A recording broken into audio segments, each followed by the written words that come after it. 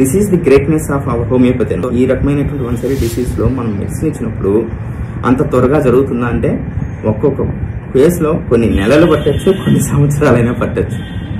అయితే ఇదంతా ఒక పేపర్లోనే చెప్పడం జరిగింది, కానీ అది ఎక్స్పీరియన్స్ లో అవి మనకు అర్థమవుతుంటాయి అనమాట.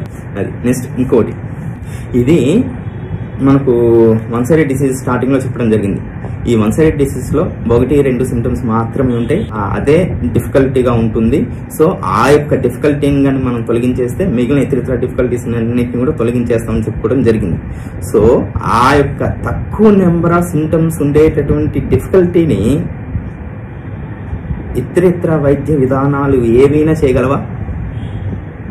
సేమ్ ఇటువంటి వన్ సైడెడ్ డిసీజెస్ వచ్చాయి, పలానా అలోపతికి వెళ్ళారు, పలానా యునానీకి వెళ్ళారు, పలానా ఆయుర్వేదంకి వెళ్ళారు, వాళ్ళు ఇంకేమైనా చేయగలరా అంటే మనం హోమియోపతికల్ గా ఇండికేట్ అయినటువంటి అంటే యాజ్ పాసిబుల్ యాజ్ అంటే మనకు సాధ్యమైనంతలో మనం అక్కడ ఇంపర్ఫెక్ట్లీ హోమియోపతిక్ మెడిసిన్ ఇచ్చినప్పుడు ఏ సిమ్టమ్స్ అయితే అక్కడికి బయటకు రావాలి అనేసి ససెప్టబిలిటీ ఉంటాయో అటువంటి సిమ్టమ్సే బయటకు వస్తాయి.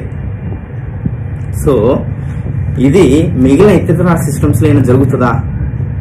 ఫర్ ఎగ్జాంపుల్ ఒక కన్జస్టివ్ బ్యాక్గ్రౌండ్ లో వచ్చేటువంటి హెడేక్స్ ఉన్నాయి, అవి ఆల్రెడీ వన్ సైడెడ్ గా అయిపోయి ఓన్లీ థ్రాబింగ్ హెడేక్స్ ఉన్నాయి. ఆ థ్రాబింగ్ హెడేక్స్ తోనే అదే అలోపతి కానీ అదే హోమియోపతి కాకుండా ఇంకా ఏ అదర్ సిస్టమ్ ఆఫ్ మెడిసిన్స్ లోకి వెళ్ళినా అక్కడ ఇంకా ఇంకా ఇంకా ఇంకా డిసీజ్ యొక్క క్రానిసిటీ పెరిగిపోయి డిసీజ్ యొక్క డెప్త్ పెరుగుతూ లాస్ట్ ఇక ఫైనల్ స్టేజ్ లో ఆ కంజెషన్ లో భాగంగా సెరిబ్రల్ హెమరేజ్ అనేది వచ్చేస్తుంది. ఎందుకంటే బ్లడ్ వెజల్ ఆ కంజెషన్ బాగా ఎక్కువైపోయి బ్లడ్ వెజల్స్ రప్చర్ అయిపోతాయి. అదే కంజెస్టివ్ నేచర్ లో ఉన్నటువంటి ఆ థ్రాబింగ్ హెడేక్స్ ఒక హోమియోపతిక్ డాక్టర్ దగ్గర కానీ చేయగలిగితే కంజెస్టివ్ నేచర్ లో ఏవైతే ఫినామినల్ సిమ్టమ్స్ ఉంటాయో ఆ యొక్క ఫినామినల్ స్టేజ్ కి తీసుకురాగలుగుతాం. ఫర్ ఎగ్జాంపుల్ ఆ యొక్క థ్రాబింగ్ హెడేక్స్ ని రిలీఫ్ చేస్తూ అక్కడ ఏదైనా ఎపిస్టాక్సిస్ ని ప్రొడ్యూస్ చేయొచ్చు, లేదంటే అక్కడ దాన్ని రిలీఫ్ చేయడం కోసం ఏదైనా ఫైల్స్ ని ప్రొడ్యూస్ చేయొచ్చు. ఇలా ఏమైనా బయటకు పెట్టి పేషెంట్ యొక్క హెల్త్ ని లైఫ్ ని సాక్రిఫైస్ చేయకుండా చేయగలదు. So this is the greatness of our homeopathy అనమాట.